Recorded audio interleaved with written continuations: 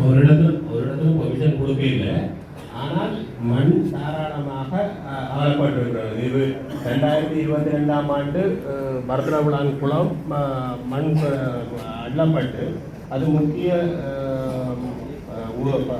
அதிகாரிகளால் செய்யப்பட்ட விடயம் ஆளுநர் அலுவலகத்தில் ஓய்வு நீதியரசர் ஊடாக விசாரணை நடைபெற்று அதுக்கு நீதிமன்றத்தை கொண்டு செல்லாமல் இன்று வரையும் ஆளுநருக்கு இது சம்பந்தமாக 4 வருடம் போட்டாச்சு, ஜனாதிபதிக்கு 4 வருடம் போட்டாச்சு, பிரதமருக்கு போட்ட வடிவத்துக்கு பிரதமர் சீஃப் செக்ரட்டரிக்கு அனுப்பியிருந்தால் அதுக்கு இன்னும் இன்று 3 மாதமாக ரிப்ளே இல்லை. ஆனால் அந்த குளமண் அவர்களின் நிலவரத்திற்கு உரிய ஆட்கள் இன்று உயர் பதவிகளில் இருக்கு. ஏன்னு கேட்டால் அவர்களுக்கு என்ன சலுகை எனக்கு தெரியவில்லை. ஏன்னு மனித உரிமை ஆணைக்குழு கூட இது நீதிமன்றம் கொண்டு செல்ல வேண்டும், நீதிமன்றம் தான் தீர்ப்பு வழங்க வேண்டும் என்பதற்கு நான் உங்களோட அதுக்குரிய ஆவணங்கள் அனைத்தும் உங்களோட தந்திருக்கேன். ஆனால் இது ஆளுநர் ஏன் அந்த வழக்கை கொண்டு போயதான் முக்கிய விடயம். அடுத்தது குருசாமி கோயிலில் மண் அண்டப்பட்டு வாகனம் பிடிக்கப்பட்டது. இங்கே ஒரு கிராம சேவையாளராக பிடிக்கப்பட்டு பொலிசாரிடம் வாகனம் ஒப்படைக்கப்பட்டது. ஆனால் வாகனத்தில் பொலிசு நிலையத்துக்கு அந்த வாகனங்கள் கொண்டு செல்லப்படவில்லை. ஆனால் அது நாங்கள் பிரதி செயலாளரிடம் தலைமுறை கேட்ட போது அவர் சொன்னால் ஜிஏ மேசையில் கிடக்கிறது இன்னும் அது கிடக்குதோ தெரியும். ஆனால் அதற்கான நடவடிக்கை அப்போ எல்லா இடமே நடக்கின்றது மண் கொள்ள தாராளமாக போலீசாரோட அந்தியோடு. இப்போ 300 டிப்பர் மண் போயிட்ட போலீசாருக்கு தெரியாமல் போனதா? அப்படி தெரியாமல் போயிருந்தா போலீசாருக்கு எங்கள்கிட்ட பிரதேசத்துக்கு போலீசார் தேவை. சரி, இப்போ நாங்கள் முதல்ல அந்த 300 டிப்பர் மண் பரத்தரவான பிள்ளையார்கள் வந்தானே. ஓ அது எத்தனை ஆண்டு அது ஆளுநருக்கு போய் கோர்ட்டில் போட சொல்லி மறுபடியும் நடவடிக்கை எடுக்கலையோ? சரி, நீங்கள் அறிவுக்கு எழுதும் ஆளுநருக்கு இந்த தொடர்பாக இங்கே விசாரிக்கப்பட்டதில் எங்களுக்கு தெரிவிக்கப்பட்டது அந்த மண் ஒரு நடவடிக்கை எடுக்கப்படாத மக்களுக்காக நாங்கள் மறுபடியும் அதுக்கு நீதிமன்றத்துக்கு அனுப்புறது நடவடிக்கை எடுக்கணும். அது ஒரு உறுதியான முடிவில் அடுத்த நீதிமன்றத்துக்கு தருமானம் போடணும். அதுதான் அதுக்கு பிறகு இப்போ நடக்கிறது தானே மற்றது. 2024ஆம் ஆண்டு குருசாமி கோயிலில் மண் அள்ளப்பட்டது, பானம் பிடிக்கப்பட்டது. ஒரு கிராம சேவையாளரால் தான் பிடிக்கப்பட்டு பானங்கள் போலீசார் பானத்தில் போயிருந்தது. ஆனால் அந்த வாகனம் போலீஸ் நிலையத்துக்கு கொண்டு செல்லப்படவில்லை.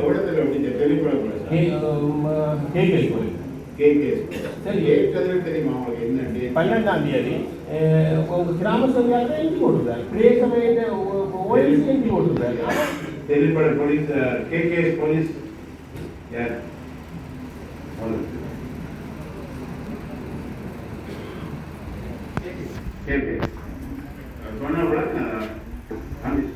சரி, என்ன நடவடிக்கை எடுத்ததுன்னு தெரியுமா?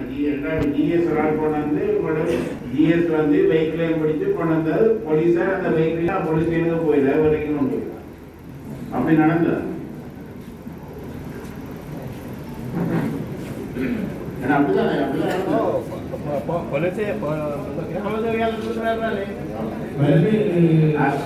கிராம சேவையாளர் இருக்கிறார். 231 யார் இந்த என்ட்ரி போட்ட கிராம சேவையாளர்?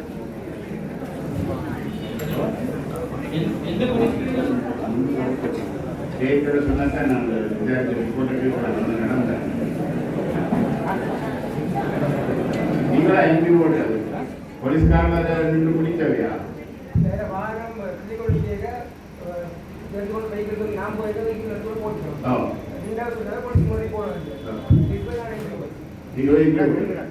அதுக்கு என்ன நடவடிக்கை எடுக்கப்பட்டது?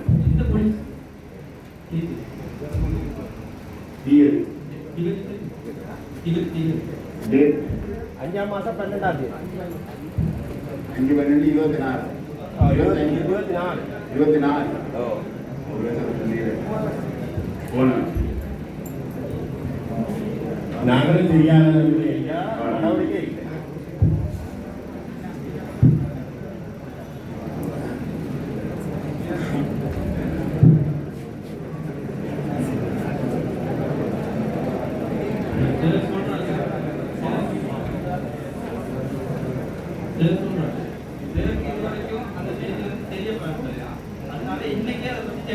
சரி, தேடி பார்த்துட்டு ஒரு மண் வீட்டில் என்ன நடவடிக்கை எடுத்த ரிப்போர்ட்டை இங்கே அனுப்புவோம்.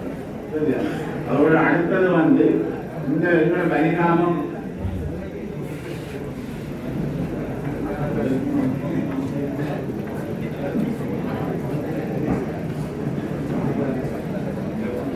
களவு நடந்ததுன்னு சொன்னா சொல்லியிருக்கிறோம். பண்டிகைகளை மறுமொழி தருகிறோம், அதெல்லாம் உங்களுக்கு தெரியப்படுத்துகிறோம். அதோட வந்து இப்போ பரிணாமம் வழக்கு போதையில் யாருக்கும் மண் எடுக்கிறதுக்கு ஒரு இதுக்கும் பர்மிஷன் கொடுக்க இல்லை. போகிற எந்த இடத்துல பொதுமக்கள் இருந்தால் போலீஸாக தான் பொறுப்பெடுக்கணும். இப்போ பொதுத்தோட போகுதா அல்லது மக்கள் ஏதாவது தகுந்த முறையில் எங்களுக்கு ஆதாரத்தோட தகவல் தந்தால் அந்த போலீஸ் அதிகாரி கட்டாயம் நடவடிக்கை எடுக்கணும். ஏன்னா இங்கே ஒரு தரம் மண் ஆகலை மண்ணை கொண்டு வருகிற முடியும். அந்த நேரம் இந்த பொதுட்டை பார்த்துருக்கிறேன் இங்கே அழுறதுக்கு ஒரு தரத்துக்கு பர்மிஷன் கொடுக்கல. சரிதான்?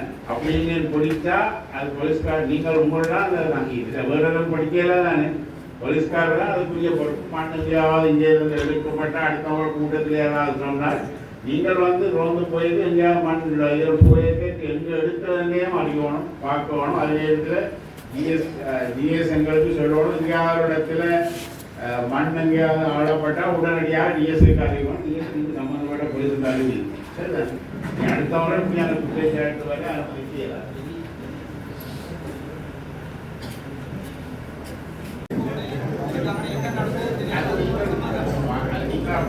சமாதான வராட்டிகள் கோர்ட்ல போட்டுருப்போம். சரியா? கேஸை போட்டிருப்போம்.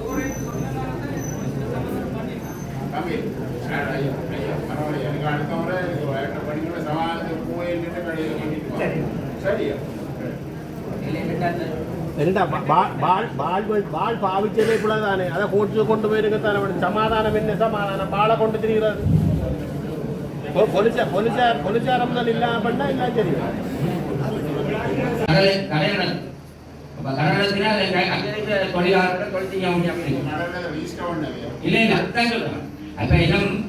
அதே போல தையத்தி வழக்கிலையும் ஆவி தனியாற்ற வீட்டில் வேலையார் நடக்குது. அதுல என்ன முடிவிக்கப்பட்டது? பள்ளியூர் பக்கத்தில் சலூனும் வேலையார் சோப்பையும் நடத்தினா கொத்தடி கடையும் நடக்கும். அப்ப அது கூட பாதுகாப்பு விளையாட்டுக்கே வழியில் ஏற்கனவே விடுவிக்கப்பட்ட பிரதேசத்தில் இப்படி செய்யலாம். அதை உடனடியாக விடுவிச்சா அந்த மக்கள் முன்கூடிய சுற்றுலாத்துறையை வளர்க்கிறதுக்கும் பிரியோசமாக இருக்கு. நாட்டுடைய பகுதியிலையும் சுற்றுலாத்துறை வளர்க்கிறது. அவங்க கேட்கறதுல இருந்த சில்ட்ரன் பார்க்கோட இருந்த பாதை அந்த வெஹிக்கிள் பார்க் ஏரியாவை உடனடியாக பிரதேச சபையிட்ட கேண்டு வரணும். அதையோட அந்த ஏரியாவோட ஜாயின் பண்ணி எலக்ட்ரிசிட்டி போட்டு இருக்கிற ஒரு ஆஃபீஸ் இருந்து இயங்கினாது. அந்த ஆஃபீஸை இயங்கினா எங்களுக்கு அந்த எலக்ட்ரிசிட்டி பிரேக் டவுனையும் சும்மா பார்க்கக்கூடியா இருக்கும். அவைக்காக கேண்டு பண்ணுறதுதான் பொருத்தப்பாடாக இருக்கு. இப்போ ரெண்டாவது ராணுவம் பயன்படுத்தல, எப்பாவது இருந்துட்டு வந்தார்கள் இந்த உறவினர்கள் வரைக்கும் அங்கே நிற்கிறதுக்காக பயன்படுத்தல. அப்போ இதை இலவா அப்படின்னு பிரிக்கலாம். உயர் பாதுகாப்பையும் பலாடியோட அயோமினியா இருக்கிற இடம் சொன்னால் அது பாதுகாப்பு சொல்லி இதை சொல்ல தேவையில்லை. இதை விடுவிக்கிறதுக்கான நடவடிக்கை நீங்கள் எடுத்தீங்கன்னா பிரயோஜனமாக இருக்கும். இல்லை இணைந்து நீதிமன்ற போனது என்னன்னா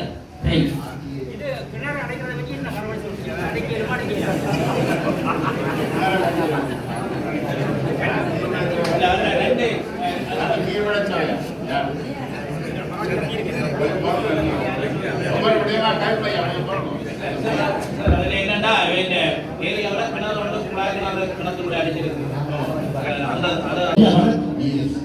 பாதுகாப்பு வலையமைன்னு குடியேற்றுவதற்கு பாதுகாப்பு வலை உயர் பாதுகாப்பு சொல்லுவீங்களோ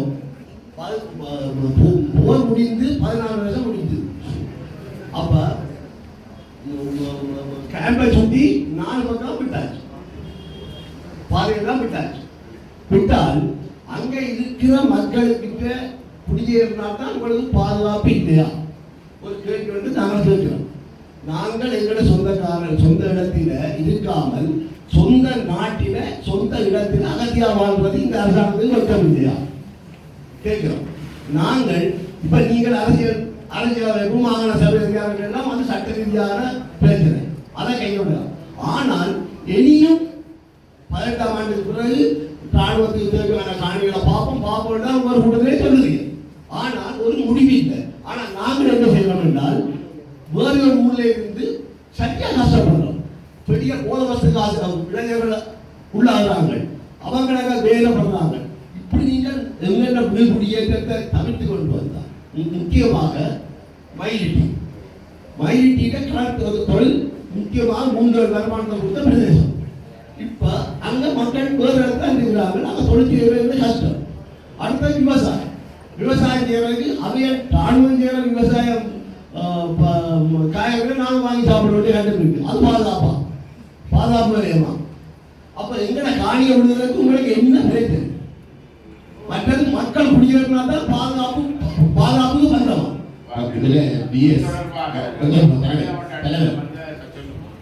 நான் இது சம்பந்தமாக தான் கைப்பற்ற உண்மையிலே வந்து இப்போ 2013 வந்து 6000 ஏக்கர் வந்து கெசட் பண்ணப்பட்டது.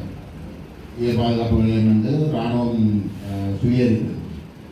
அதில் இருந்து கிட்டத்தட்ட 3000 ஏக்கர் வந்து விட்டுருக்கணும். இப்போ நான் உங்களுக்கு வந்து இப்போ மிச்சம் இருக்கிற அந்த 3000 சுற்றம் ஏக்கரை திரும்பவும் கெசட் பண்ணுறதுக்கு அப்படி என்ன நடவடிக்கை எடுக்கப்படுது?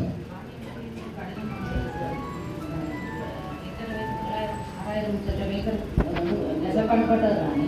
அதில் கொஞ்சம் காணிகள் விடப்பட்டு குடியிருப்பு நடந்து கொண்டிருக்காங்க. அந்த காணிகளை விடவும் இப்போ ராணுவத்தில் இருக்கிற காணிகளையும் தேவையானதை வச்சுக்கொண்டு மிச்சத்தை விட்டுட்டு தேவையானதுக்கு மாத்திரம் 50 மீட்டர் கொடுத்து அதில் 38 இலக்கத்தை பட்டப்பட்டிருக்கீங்கன்னு சொல்லி டிஃபென்ஸ் மினிஸ்ட்ரிக்கு காணி அமைச்சு போட்டு அதுவே வந்து நாங்கள் உங்களுடைய அரசாங்கம் வந்து சொன்ன இருந்தால் ராணுவத்திலேயே பார்ப்போம். இந்த மக்களுடைய பொது விடயங்களில் வந்து ராணுவத்துக்கு ஒரு தூரம் இருக்கக்கூடாதுன்னு தான் சொன்னேன். இருக்கிற 3000 ஏக்கர்ல பாதுகாப்பு சம்பந்தப்பட்ட காணிகளுக்கு தேடினால் வந்து அதில் மிகப்பெரிய பிரிப்பாங்க. கிட்டத்தட்ட 70 விதமான காணி வந்து பாதுகாப்போடு சம்பந்தப்படாத ராணுவம் இன்றைக்கு தோட்டத்தை உடனே சொல்றேன். அப்ப இதுக்கு உங்களுடைய அரசாங்கம் தான் முடிவெடுக்கணும். ராணுவத்தில் வந்து கேட்டால் அவங்களுக்கு தொடர்ந்து வச்சுக்கொண்டு தான் இருக்கிறோம். அரசாங்கம் வந்து முடிவெடுத்து கொள்கை ரீதியாக முடிவெடுத்து போட்டு ராணுவத்துக்கு வந்து சொல்ல உடனே தருங்க. இப்ப ஒரு ராணுவ பாதுகாப்பு சம்பந்தமாக ஒரு சொல்றம் இல்லாத வகையில் வந்து அந்த காணி பாதிக்கப்படாத எப்படி அதை நியாயப்படுத்த? நீங்கள் ராணுவத்துல வந்து தெற்கில இருக்கிறாங்க வந்து ராணுவத்துல கேட்டால் வந்து புதிய திருப்பி வரமோ இல்லை வாழ்க்கையில வராதுன்னு சொல்றாங்க. ஆனா பீதாளுக்கு பிரபத்தி இப்படி வச்சிருந்தா இல்லை. பட் கூட அரசாங்கத்துல கொள்கை மாதிரி இருந்தா நீங்கள் ராணுவத்துல திருப்பி சொல்றோம். நாங்கள் எங்களை தமிழ் கட்சிகளுக்கு ஓட் போடாது சரியோ. நீங்களும் போராடிய கட்சி போராட்டத்தில் மக்கள் ஒடுக்குமுறைக்கான மக்கள் உணர்ந்த நீங்கள் தான் மனம் பூசினபடி உங்களுக்கு ஓட் பண்ணாங்க.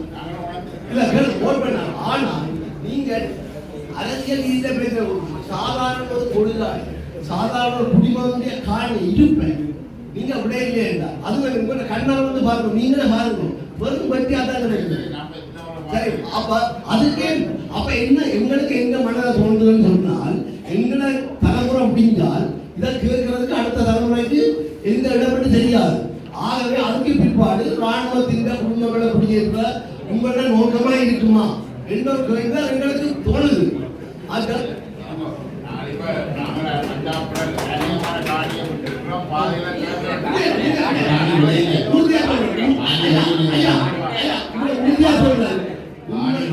வந்து 18ஆம் ஆண்டுக்கு பிற்பாடு சரி எந்த அரசாங்கம் ஒரு காணியும் விட இல்லை. அனுராக அரசாங்கம் வந்து கூட காணியை விட இல்லை. முதல் பாதையை தான் பாதையை வந்து பிரயோசனம் மக்கள் புயலாயிட்டால் அந்த மாதிரி குடும்ப சத்தம் போடும். இதான் கொண்டாடுவாங்க குடும்ப சாப்பிடுவது 50 நாள் படி விடுவாங்க. அப்ப ஏன் நீங்கள் எங்களை பொறுத்தவரை ஏர்போர்ட்டுக்கு வந்து ஓடு பாதை சொல்றீங்க. அதை இந்தியா சொல்றாங்க திருப்தியா காணுவது தான் சரியோ. அப்ப நீங்களே அது சரி உங்களுக்கு தேவையான நஷ்டப்பட்டிருக்கீங்களோ அதை மட்டும் வச்சு அதை உங்களுக்கு எடுக்கவில்லை இல்லை சந்தேகம் பண்ணி அது கூட தேவைப்பட வேண்டும். அதை வச்சு மட்டும் மீதி எப்படி போனப்பா அதை பற்றி கதைப்போம். தேசிய மட்டத்தில் எடுக்க வேண்டிய முடிவுடைய இது தேசிய மட்டத்திலேயா இது வந்து மாநிலத்துக்கு அதிகாரம் பொருந்திய ஜனாதிபதியோடு எடுக்கலாம். ஏனென்று கேட்டால் அவருக்கு சர்வாதிகாரம் பொருந்திய அதிகாரம் இருக்குது. இப்ப மற்றதான் சட்ட ரீதியாக அரசியலமைப்பு அந்த அரசியலமைப்பு இந்த பாதம் இந்த இடம்ன்றது அவர் புரிஞ்சு கொண்டிருந்தார். அவர் செல்ல வேண்டிய மக்களுடைய உரிமைகள் அடைய கொடுக்கணும். உங்களோட கொள்கை என்ன? சொந்த காணிகாவுக்கு காணி கொடுப்போம் தான் நீங்கள் தேர்தல் பிரச்சாரம் செஞ்சீங்க. அப்ப ஏன் இவ்வளவு காலம் 1 வருஷம் முடிச்சது என்ன நாங்கள் கொடுக்குறாங்க கொழும்புல கூட அடைஞ்சது 14 நாள் முடிவு சொல்றேன்னு சொன்னீங்க. ஒரு முடிவும் இல்லை. அப்ப நீங்களே தூண்டுவீங்கள் நாங்கள் போராட்டத்தை செய்கிறோம். முதலாவது ரெண்டாவது இளைஞர்கள் செய்ய போறாங்க. இப்படி செய்தி போயிருந்தா ஆயுதம் தான் தூக்க வேண்டிய சட்டம் வரும். அதை ஏற்பாடு செய்ய நீங்க அடுத்த அந்த முறை செய்ய போறோம். போராட்டங்கள்லாம் முடிஞ்சது, பயங்கரவாதம் அழைக்கப்பட்டிருக்குது. நாங்கள் பிரதமாயிருக்கணும்னு சொல்றீங்க. எங்களை விட்டுமா நாங்கள் பிரச்சனை நீங்க அப்புறம் பிடிக்கலன்னாரு மாயசேன நாயகா சொல்லுவார். நான் ராணுவ பிரதமர் சொல்ல சர்க்கரை சொல்லுவேன் நான் விடுறது காணும். ஆனால் எனக்கு தேவைன்னா ஒரு மத்தியால பிடிக்கிறது. அப்படி நீங்க விடுங்க பார்த்துக்காங்க. அப்புறம் நீங்க பாதுகாப்பு தான் நாங்கள் பிடிக்கிறதா உங்களுக்கு பாதுகாப்பிக்கிறோம். இல்ல தலைவர் நினைக்கிறேன் இந்த இது ஒரு பிரதேச ஒருங்கிணைப்பு கூட்டம் சரி. இந்த பிரதேசத்திற்குள்ளே கிட்டத்தட்ட 3000 ஏக்கர் தொடர்ந்து வந்து ராணுவம் வச்சிருக்கிறத வந்து நியாயப்படுத்தவே முடியாது. அப்ப நாங்கள் இந்த பிரதேச ஒருங்கிணைப்பு குழு கூட்டம் வந்து முடிவாக வந்து எடுப்போம். மாவட்ட ஒருங்கிணைப்பு குழு கூட்டத்துக்கு வந்து இந்த நாளில் விடுவித்தே ஆக வேண்டும். ராணுவத்துக்கு தேவைப்படுகின்ற உடனடியாக நேரடியாக வந்து ராணுவ தேவைக்காக பயன்படுத்துகிற காணிகளை தவிர மிச்ச எல்லா காணிகளும் வந்து மக்களுக்கு வந்து விடுவிக்க வேணும் என்ற ஒரு முடிவை நாங்கள் இந்த முதலாம் தேதி 28ஆம் தேதி வந்து நீங்கள் மாவட்ட அபிவிருத்தி குழு கூட்டத்துக்கு வந்து இது ஆராய்ந்து வந்து ஒரு முடிவெடுக்க சொல்லி வந்து நீங்கள் முதலாம் தேதி முதலாம் தேதி நாங்கள் அவரை வரவேற்கிறதா இருக்கிறதா ஓகேங்களா? என்ன முகத்தோடு நாங்கள் வரவேற்கிறோம். அப்ப எங்களுக்கு என்ன செய்யணும் சொன்னால் நீங்கள் அவர் வாரதுக்கு முதல் எங்களுக்கு ஒரு நல்லிணக்கத்தை காட்டணும். இல்லை என்றால் நாங்கள் சரப்படுத்தி போடுவோம். இல்லை முடியும் ஓட் போட்டு நாங்களே என்னென்ன பலாடி பெட்ரோ பெண்ணாக ரோடு கடற்கரை சைக்கிள் ஆமி பாவிக்கிறதே இல்லை. அந்த கோஸ்டல் பெஞ்சாங்க பெட்ரோல் இருக்கிற தொழில் செய்ய முடியாமல் இருக்கிறேன். அதெல்லாம் உடனடியாக விடுங்க. ராணுவமே இல்லை, கேம்பே இல்லை. அதே மாதிரி இந்த குடும்பத்தை கட்டுவதுக்கு அப்படியே பத்தியாக வச்சுக்க நாமே இல்லை. அவன் முன்மாதிரியாக வழிபடுகிறேன்.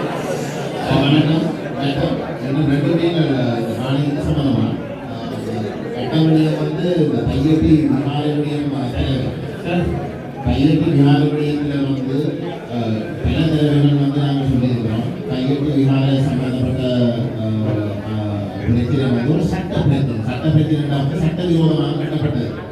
இந்திய பிரதேச சபையம் இருக்கு வந்து எந்த ஒரு இடத்துல வந்து அவர்கள் அனுமதி கொடுக்கல. டிஎஸ்க்கு நன்றாக தெரியும் வந்து அது முழுக்க வந்து தனியாக காணி இதை வந்து நீங்கள் சட்டத்தை மீறி கட்டப்பட்ட ஒரு விஷயமாக வந்து உங்களுடைய அரசாங்கம் வந்து பார்க்காது. ராணுவம் தான் காட்டுது. ராணுவத்துடைய தளபதி என்ன சவேந்திர சில்வா தான் அந்த இடத்துல வந்து போய் அடிக்கல் நட்டு இதுக்கு முதல் கையெட்டிக்கு அந்த என்ன விசாரிக்கு கட்ட இருந்த ஒரு தரப்பு காணியில ரெஜினோட கூட போய் அடிக்கல் நாட்டை வந்து ஒருத்தர் வந்து எதிர்ப்பு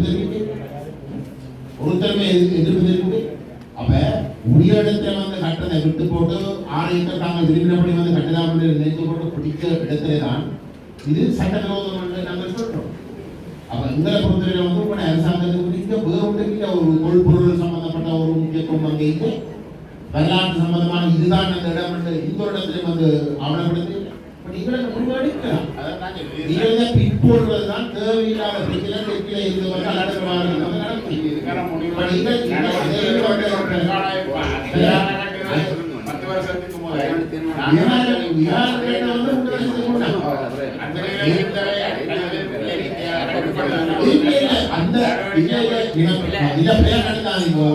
அந்த விமானை கட்டப்படுவதற்கு தெரியவில்லை.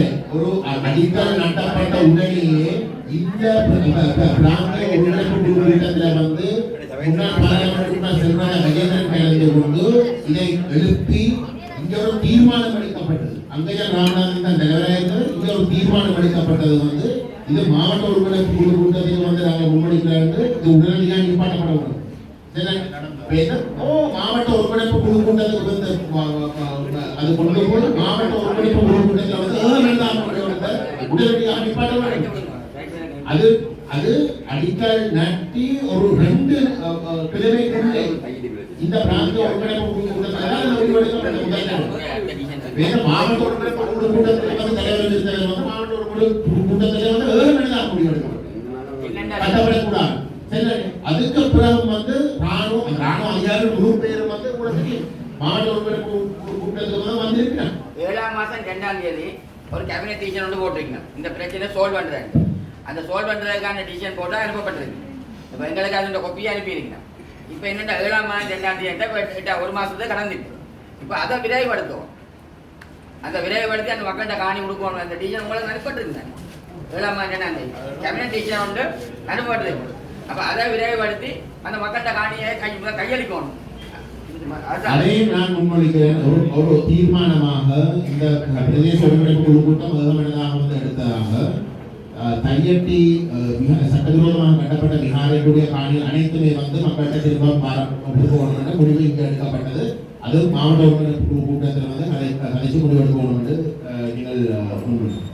ஆனால் இது பிரதேசவையில் சட்ட நடவடிக்கைக்காக தீர்மானம் எடுக்கப்பட்டது. ஆனால் அங்கே கேபினெட்ல அறிவிச்சு கிடக்குன்னு சொல்லி காட்டு சொல்லி கொண்டிருக்கிறார். ஏன்னு கேட்டால் இவ்வளவு காலமும் காட்டி கொண்டு சபை என்னுடைய தனிப்பட்ட கருத்து வந்து நீங்கள் இன்றைக்கு வந்து நீங்கள் சட்ட நடவடிக்கை இது அரசியல் பிரச்சனை. ராணுவம் சட்டவிரோதமாக கட்டப்பட்ட ஒரு விஷயம். இது ஒரு அரசியல் ரீதியாக முடிவெடுக்கப்பட வேண்டிய ஒரு விஷயம். ஒரு பொதுவாக வந்து ஏதோ ஒரு கவனம் செய்தீங்கன்னா நீங்கள் சட்ட நடவடிக்கை போராடுறது வேறு. இது அரசாங்கத்துடைய ஒரு முழு அரசாங்கத்தில் கட்டுப்பாட்டில் இருக்கக்கூடிய ராணுவம் சட்டவிரோதமாக எடுக்கப்பட்ட ஒரு முடிவு. இது அரசியல் ரீதியாக எடுக்க வேண்டிய ஒரு விஷயம். நீங்கள் இன்றைக்கு போய் வழக்கு போட்டிருக்கிறார், பிரதேச சபை போய் வழக்கு போட்டதுனால் இன்னும் ஒரு 10 வருஷத்துக்கு வந்தால் அரசாங்கத்தை சொல்லும் அந்த வழக்கு போட்டிருக்கிறது வழக்கு முடிகிற வரைக்கும் சொல்லி 10-15 வருஷத்துக்கு இது என்ன போய்கொண்டா அரசாங்கம் வந்து ஆட்சிக்கு வந்ததை வந்து இப்படியான விஷயங்கள் எல்லாத்தையும் வந்து எத்தனையோ ராணுவத்தில் எத்தனையோ விஷயங்களை வந்து அவங்க விடுறான்னு சொல்றாங்க. இதே மாதிரி அந்த குளத்தில் தான் பார்க்கணும். இதுக்கும் சமயத்துக்கு ஒருத்தரும் இல்லை. சும்மா ஒரு சட்டவிரோதமாக வந்து ஒரு கட்டணம் கட்டி போட்டு அது கேரண்டி சொல்றாங்க. நீங்கள் அரசியல் ரீதியாக முடிவெடுக்க தயவு செய்து நாங்கள் உங்களுக்கு முழு ஆதரவை கொடுக்குறோம். இந்த இடத்துல நான் ஒரு கேள்வி விரும்புறேன். எங்களோட காணி விடுவிக்கப்படாத காணி சம்பந்தமா வந்து விசால ஒரு பதில் சொல்லப்பட்டது. உங்களுக்கு பாதுகாப்பு அமைச்சர் வந்து ஒரு லெட்டர் வந்து அந்த லெட்டர் வந்து எத்தனையாம் தேதி வரப்பட்டது திகதியை சொல்லிடுவோம். ஏன்னா நான் இதுல கேட்க வேண்டிய காரணம் 5ஆம் மாதம் 21ஆம் தேதி தொடக்கம் 26ஆம் தேதி மட்டும் நாங்க மயிலடி கந்தியில் 5 நாள் தொடர் போராட்டம் செய்யணும். அதுக்கு முன்னதாக விசால இந்த அறிவித்தல் எங்களுக்கு தரப்பட்டது. அதுக்கு பிறகு நாங்கள் எவ்வளவு விஷயங்கள் மேற்கொண்டோம். தொடர் 5 நாள் போராட்டம், அதுக்கு பிறகு கொழும்புல ஒரு நாள் கவனிப்பு போராட்டம், அந்த இடத்துல இருந்து திரும்பி வந்து மாவட்ட செயலரை சந்திச்சு பேசினாங்க.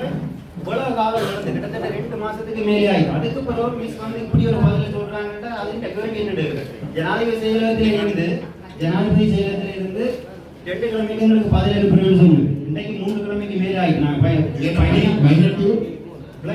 இந்த காணியை சொல்றேன் 2808 ஏக்கர் காணியை வெளியே அந்த காணியில திரும்ப 38 ஏக்கர்ல சொல்லி கடிதம் அனுப்பப்படுறேன் டிஎஸ்க்கு. அதை பற்றி தான் கேட்கறேன். இப்படி ஒரு கடிதம் வந்தானே என்ன சொல்றாங்க இப்ப வந்தாண்டா கேட்கறேன். அந்த தேதிகள் வேண்டாம். கிட்டத்தட்ட 2 மாசத்துக்கு முதல் வந்த கடிதத்துக்கு நாங்கள் இப்ப கேட்ட கேள்விக்குரிய பதிலுக்கு அந்த கடிதம் தெரியுதுன்னா நாங்க எத்தனை வருஷத்துக்கு முடிக்கிறது. எங்க அம்மா அப்பா இடம் இருந்து இப்ப நாங்க பிள்ளை வந்து நிக்கிறோம்.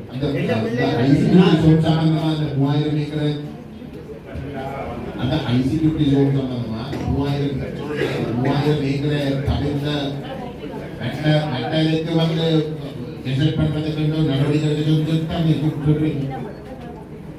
சரி, நீங்கள் அதுல வந்து நீங்கள் போடுங்கோ. இந்த ஒருங்கிணைப்பு குழு கூட்டத்தில் வந்து அதை ரிசல்ட் பண்ணக்கூடாது. அரசாங்கம் வந்து இந்த ஆராய்ந்த காணிகள் எல்லாத்தையும் வந்து விரிவிக்கணும் என்றது ரிசல்ட் பண்ணக்கூடாதுன்றது இந்த கூட்டத்தில் வந்து முடிவெடுக்கப்பட்டதாக வந்து போட்டு அதை மாவட்ட ஒருங்கிணைப்பு குழு கூட்டத்துக்கு வந்து இதை அனுப்பிவிடும். அதோட சார் ஒரு தனியார் காணியை ஒரு பொது காணியை அரசு துறைக்கு எடுக்கிறதுண்டா அரசுக்கு உரிமை இருக்கு, முழு உரிமை இருக்கு. ஆனால் அதுக்கண்டு சில ஒரு முறைகள் இருக்கு. அந்த எந்த ஒரு முறையுமே இந்த இடத்துல பின்பற்றப்பட்டது தான் முதலாவது பிரச்சனை. எங்களோட அடிப்படை பிரச்சனையே அதுதான். ஏன்னா அந்த இடத்துல மக்கள் இல்லாத போதுதான் இந்த வர்த்தமானி வெளியிடப்பட்டது. அப்போ அதை என்னென்ன செல்லுபடியாகும் இந்த வரைக்கும் நாங்கள் அதை தான் கேட்டுக்கொண்டிருக்கோம். வேண்டாம் 2013ஆம் ஆண்டு வெளியிட்ட வர்த்தமானி அதை சொல்லிக்க அந்த இடத்துல மக்கள் சார் அதைத்தான் சார் கேட்கிறேன். இதுக்கு பதிலாக கூடிய ஒரு காலம் தாக்குற பதிலாக இருக்கே தவிர அதுக்கு உரிய முறையில் எங்களுக்கு என்ன நடக்குது என்ன நாங்கள் இப்போ இது சம்பந்தமா தொடர்ச்சியா செய்து கொண்டிருக்கோம். இப்போ இதுலயும் நீங்கள் அடுத்த முறை கருத்துக்கு சொல்றோம்னு சொல்றதுல வந்து நாங்கள் எங்களால் ஏற்றுக்கொள்ளலாமே. என்னண்டா இந்த 2013 மே 29ஆம் தேதி 6376 ஏக்கரை கெதர் பண்ண கெதர் அதில் 3008 ஏக்கர் விட்டாச்சு. இந்த வரைக்கும் அந்த கெசட் நோட்டிஃபிகேஷன் விட்ரோ பண்ணி அதை விட்ரோ பண்ணுறதுக்கான முதல் தீர்மானம் நாங்கள் ஒன்று செய்யணும். ஏனெண்டா அந்த சனத்திட்ட கொடுத்தாரு. ஆனால் திடீர்னு நாளைக்கு வந்து அந்த கெசட் இப்போ முயற்காத வேலையமாக இருக்கு, நீங்கள் எலும்பு கொண்டு தான் என்ன செய்யறது? அந்த சனத்திட்ட முடியடம் செய்து அந்த ஜன மக்கள் குடியேறிட்டோம். அப்போ அந்த கெசட் நோட்டிஃபிகேஷனை விட்ரோ பண்ண சொல்லி முன்னே இந்த ஜனாதிபதி கூட லேண்ட் மினிஸ்டர் நாங்கள் இப்போ முன்வழிதான். நீங்கள் கூட பிரதேச வேலை இல்லை நாங்கள் இந்த கையில் முன்வழிகிறோம். எப்படி முன்வழிகிறோம்? நான் வழிவழிகிறோம். அது விட்ரோ பண்ண சொல்லி நீங்கள் முன்வழி தமிழ்நாடு சொல்றதுல வந்து ஒரு நியாயம் இருக்குன்னா இந்த கெசட் நோட்டிபிகேஷன் வந்து இருக்கிற உறுதிகாணிகள் எல்லாத்தையும் நலிஃபை பண்ணுறது. அடுத்த சங்கதிக்கு வந்து இந்த விஷயங்கள் தெரியாமல் வந்து அடுத்த சங்கதிக்கு ஒரு நாள் வந்து ஒரு அரசாங்கம் வந்து திருப்பி சொல்லலாம் கெசட் பண்ண அன்றைக்கே வந்து கெசட் பண்ணி எல்லாத்தையும் சுயரித்து இருக்கலாம். இல்லை சட்டவிரோதமாக இருக்குன்னு சொல்லி போட்டு படிக்கலாம். விஷயம் தெரியாமல் வந்து இன்னொரு 50 வருஷத்துக்கு பிறகு வந்து விஷயம் தெரியாத ஆட்கள் வந்து தங்க நாளையில வந்து பறிகொடுக்க வேண்டிய ஒரு இடத்துக்கு வந்து தரப்படும். அப்போ உண்மையில வந்து சொல்ற மாதிரி அந்த கெசட் வந்து கேன்சல் பண்ணப்பட்டிருக்கும். இது சம்பந்தம் தொடர்ச்சியாக காட்டினாங்க. இல்ல கொடுத்தாங்க. முன்னாள் ஜனாதிபதி வந்து ரணில் விக்ரமசிங்க நேரடியாக லேண்ட் தைப்பொங்கலுக்கு இங்கே வந்த நேரம் உடனே லேண்ட் மினிஸ்டர் செக்ரட்டரிக்கு சொல்லப்பட்டது, மினிஸ்டர் சொல்லப்பட்டது விட்ரோ பண்றதுக்கான வேலையை செய்ய சொல்லி இந்த வேலையை விட்ரோ பண்ணேன். அத கூட்ட மினிட்ஸ்லயே இருக்கு. இல்ல டிசிசி கூட்ட மினிட்ஸ்லயே இருக்கு.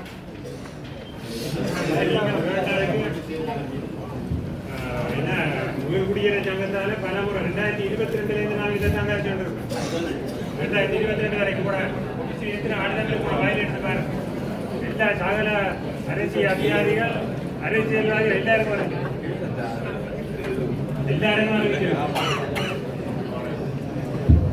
அதுக்கான பிரதியை நான் தான் ஐயா முதலையா உயர் பாதுகாப்பு பணியமன்றதை நிப்பாட்டுங்க. என்ன உயர் பாதுகாப்பு போரெல்லாம் முடிஞ்சது எல்லாம் முடிஞ்சது என்ன ஒரு உயர் பாதுகாப்புன்னா என்னது அதெல்லாம் பேய் காட்டுறாரு. உயர் பாதுகாப்பு பணியமன்றதுல பேய் காட்டுறாங்க. முழுமையான 5 மாதம் 28ஆம் தேதி முழுமையான நீக்கப்படும். மிகுதி காணியோட விடவும் உங்களுக்கு தேவையான 330 ஏக்கர், அதாவது வியாபாரத்துக்கு 330 ஏக்கர், 40 ஏக்கர் ராணுவத்துக்கும் அதுக்கு அரசாங்க. அதை தவிர மீதி முழுக்க மக்களுக்கு கொடுக்கணும். நீங்க கொடுத்துட்டு நீங்க வாங்குற அந்த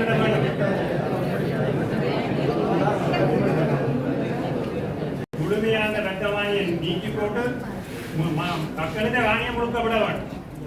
அதுக்கு பிறகு நீங்கள் என்ன செய்யணும்னா நீங்க தீர்மானி.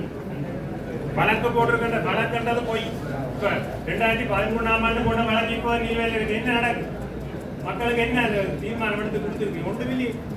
வழக்குன்றது நடக்காத விஷயம். என்ன காலத்தை போகிறதுக்காண்டி வழக்க போறதே இல்லையா? அதை கொண்டு நடத்துறதுக்கு மாதிரி ஒன்றுல அவையளவிய தங்கட காணி விட்டதோட அவையில வழக்கு கோப்பியை வந்தாலோட வச்சுட்டு இருக்கிறோம். இதுதான் நாட்டில் நடக்குது. 2013ஆம் ஆண்டு எல்லாருக்கும் வழக்கு போட்டா 3500 வழக்கு போட்டா இதுக்கு என்ன தீர்மானம் எடுக்கணும்? அந்த வழக்குக்கு தீர்ப்பளிச்சுதானே மக்கள் நானே மக்களுக்கு தானே அதான் தீர்ப்பளிச்சது. அதை எல்லாத்துக்கும் தெரிந்தானே மக்களுக்கு தானே சொல்லிக்கோ. அடுத்த கூட்டத்தில் இருக்கிற முடிவு இல்லாவிட்டால் இந்திய போராட்டம் நடக்கும். உங்களுக்கு எதிராக போராட்டம் நடக்கும். மாவட்ட செயலாளர் எல்லா ஆளுநர்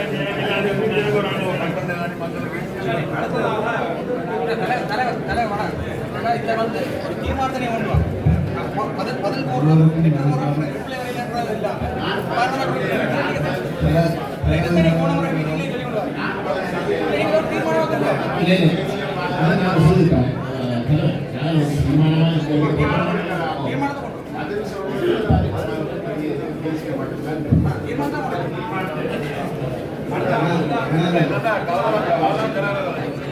வேற விஷயம் சம்பந்தமாக 2018ஆம் ஆண்டு வியாழ அத்துமுறை கட்டப்படும் பொழுது பிரதேச சபையில் தீர்மானம் எடுக்கப்பட்டது. இந்த கடிதம் வந்து சம்பந்தப்பட்ட தரப்புக்கு அனுப்பப்படையில அந்த நேரத்தில் பிரதேச சபை அதை சரியாக செய்திருந்தால் சட்டவிரோத கட்டணத்துக்கு எதிராக செய்திருந்தால் பல பிரச்சனைகள் வந்திருக்காங்க. அப்பொழுது அங்கே இருந்த அனைத்து பிரதேச உறுப்பினர்கள் ஒரு சிலர் தவிர மீதி எல்லாரும் மௌனம் காங்க. ஆனால் இன்றைக்கு அதுக்கு பிற்பாடு தலைவர் அரசியல் நடந்து கொண்டிருக்கணும். அது பிரச்சனை இல்லை. ஆனால் இது வந்து இளந்தமா தீர்க்கிறதுக்கான நடவடிக்கை நீங்கள் எடுக்கணும். ஆனால் இதில் மிகப்பெரிய குற்றச்சாட்டு வந்து பிரதேச சபையில் பிரதேசம் வந்து அந்த நேரம் தனியார் காணிகள்ல இருக்கிற கடைகள் கட்டுறவங்க அரசியல் எல்லாம் அரசியல். நீங்கள் அரசியலுக்கான அரசியல் நீர் அப்படி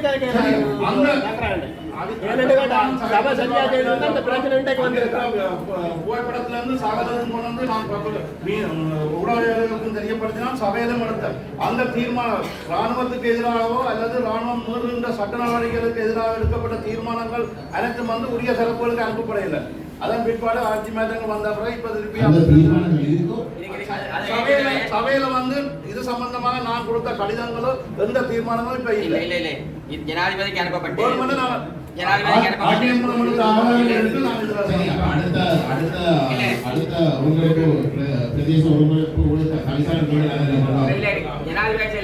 பிரதமர் செயலாளருக்கு அனுப்பப்பட்டு அங்கே புத்த சாசன அமைச்சுக்கு அனுப்பப்பட்டு அதுக்கான பதில்கள் எல்லாம் பிரதேச சபைக்கு அனுப்பப்பட்டு இருக்கு.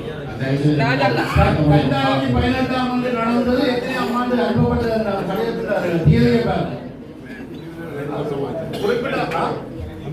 அனுப்பப்பட்டது 2024 அனுப்பப்பட்டது. அடுத்தது 2018 கவுன்சிலே இல்ல. அந்த கடிதத்தை கொண்டு நீங்கள் சபையில் எடுத்த தீர்மானங்களை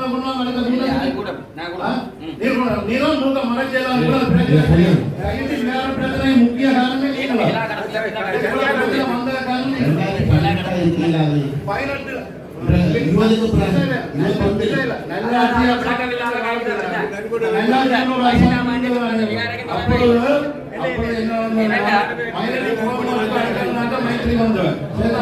அவர் வந்துட்டு நேரம் போராடுறதுனால ரெஜினால் கூடியவர்கள் தான் இந்த அந்த படையெடுத்துல அடிக்கிறாங்க. அதற்கு பிற்பாடு அதன் தொடர்ச்சியாக தான் இந்த இடத்துல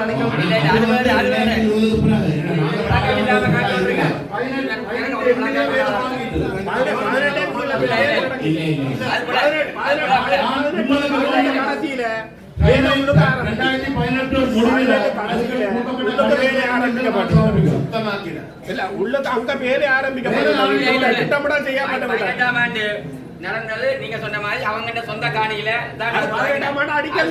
அதுக்கு பிறகு ஒரு குறுகிய காலத்துல அந்த காணியில அது பிஆர்ஐ அதுக்கு பிற்பாடு ராணுவத்தால் மேற்கொள்ளப்பட்டது 2018 முடிவிலேயே வேலை அந்த தேதியில வந்த ஐயா ஐயா அம்மாஜி உணவகத்துல கழிவு நீர் அகற்றப்பட்ட வெட்டின மண்ணே காண இல்லையா வடிவேல் கிடத்த காண இல்லைன்ற மாதிரி அம்மாஜி உணவகத்துல மண்ணே காண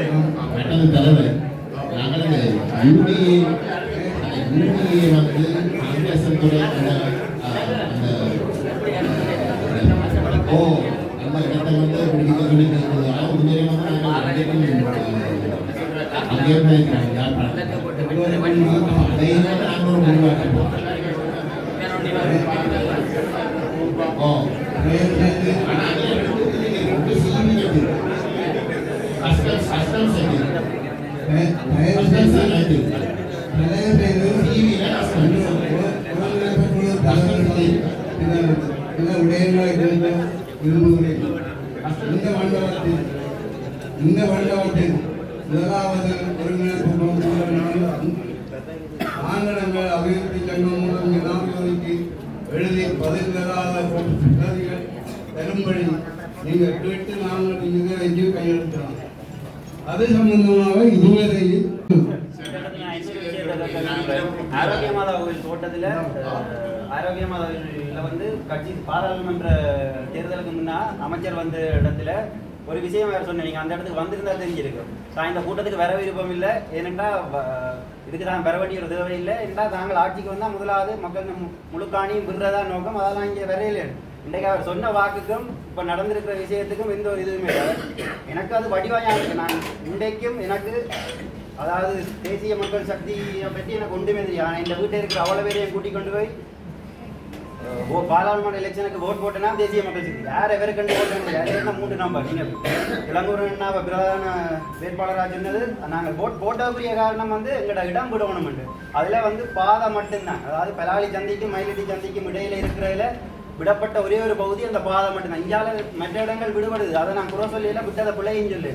முக்கியமான பிரச்சனை மக்கள்கிட்ட காணியை விட்டா நீங்க சொன்ன மாதிரி அந்த பாதை முழுமையாவே திறக்கத்தான் வேணும். 1000 ஏக்கர் காணியா போட்டு கொண்டு வச்சிருக்கேன். 1000 ஏக்கர் காணி ஏர்போர்ட் கொண்டு வச்சிருக்கேன். கட்டுநாயக்கா விமான நிலையத்தின் பரப்பளவே 1000 ஏக்கர் தான் சார்.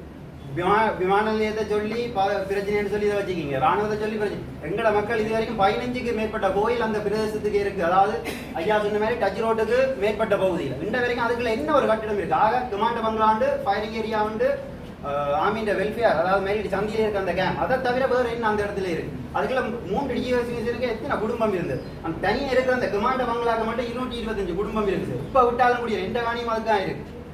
இந்த வரைக்கும் குடியேறலாம் இருக்கு சார். அது சம்பந்தமா இங்க இருக்கிற அடிப்படை அமைப்புகள் எங்களோட எந்த ஒரு நடவடிக்கையிலும் கலந்து கொள்ளுறனே இல்லை. மக்கள் தனிமனே போராட்டம் செய்யறதும் கவனிப்பு செய்யறதும் இருக்கிறத தவிர இங்க இருக்கிற அடிப்படை, அதாவது டிஎஸ் ஆஃபீஸால என்ன நடவடிக்கை எடுத்துக்கு எனக்கு மிஸ் சொன்ன மாதிரி இந்த விஷயம் சொன்னவா நாங்க இதுக்கு பிறகு கூட விஷயம் செய்திடும். இந்த பிரச்சனை சம்பந்தமா என்ன நடவடிக்கை எடுத்துக்கன்னு சொல்லுங்க.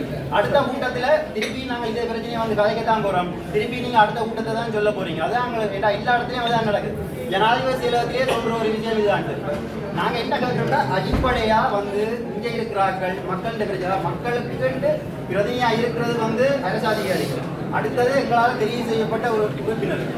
2 பேருமே எங்களை கைவிடுகிற பட்சத்தில் நாங்கள் போராட்டத்தை தான் செய்கிறோம். கடைசி வரைக்கும் அதுதான் செய்து கொண்டிருக்கோம். ஐயா இன்னும் ஒரு கோரிக்கை உங்களுக்கு விடுகிறோம். நீங்கள் அதாவது வந்து இன்னும் குடியேறாத மக்களை ஒருக்கா ஜனாதிபதியோட சந்திக்கிறதுக்கு ஒருக்கா ஏற்பாடு செய்யும். ஏனென்று கேட்டால் உங்களோட சொல்றோம் அவற்றை வாயால சொல்பம் இருக்கா என்ன சொல்றாரு நேர செயலாளர் முன்னா ஒருத்தர் முன்னா அவரோட கலைக்கிறது ஏற்பாடு செய்யும்.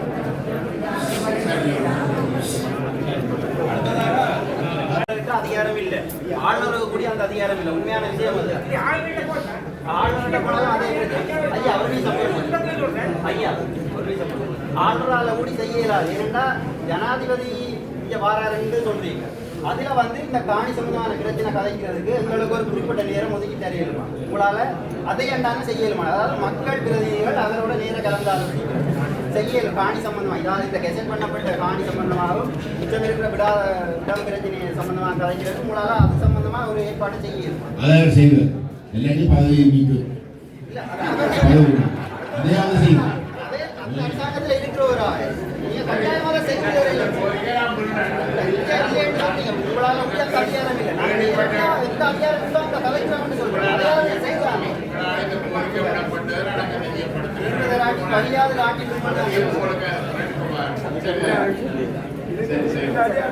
அதான் சார் உங்களால சொல்லலுமா இது உங்களுக்கு ஒரு 10 நிமிஷம் ஒரு 15 நிமிஷம் நான் ஒதுக்கி தரேன். உங்களால் ஒழுங்குபடுத்தி தரையிலுமா இந்த வரைக்கும் உங்களால பதிலே எடுக்கலாம்.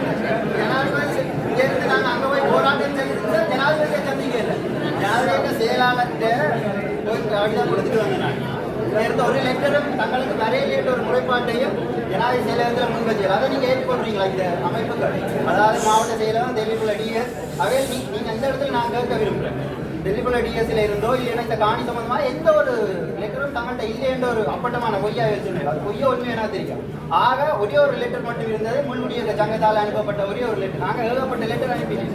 அது சம்பந்தமாக ஒரே ஒரு லெட்டர் மட்டும்தான் இருக்கு. எங்களுக்குரிய கேள்வியே தான் சார். இங்கே இருக்கிறார்கள் எங்களுக்குரிய பிரச்சனை கலெக்டர் இல்லைன்றதான் உண்மையான வழி வடக்கட்டாலே என்னன்னு தெரியாது. 8000 குடும்பம் என்ன குடியேறாம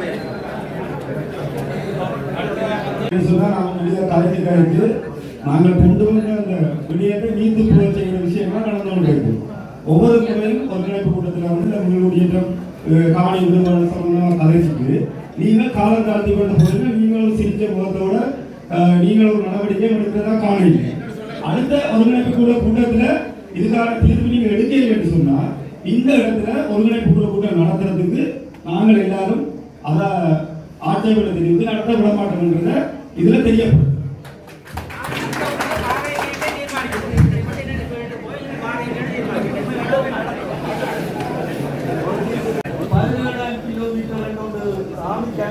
அதுக்கு முன்னாடி ஒரு பாதை கொண்டு போகுது. அது நெடுங்காலமாக அந்த காலத்தில் இருந்த பாதை பாறை போட்டு நாங்கள் அந்த வீதிக்கு நாங்கள் இப்போ 3-4 வருடமாக கேட்டு பிரதேச சபையிலே கேட்டது, பிரதேச செயலகத்திலே கேட்டு கடிதங்கள் இருக்காங்க இதுதான் இருக்கும். ஆனால் இதுவரையில ஒன்றும் நடக்கல. அதனால் தயவு செய்து நீங்கள் சீக்கிரமாக முடிச்சு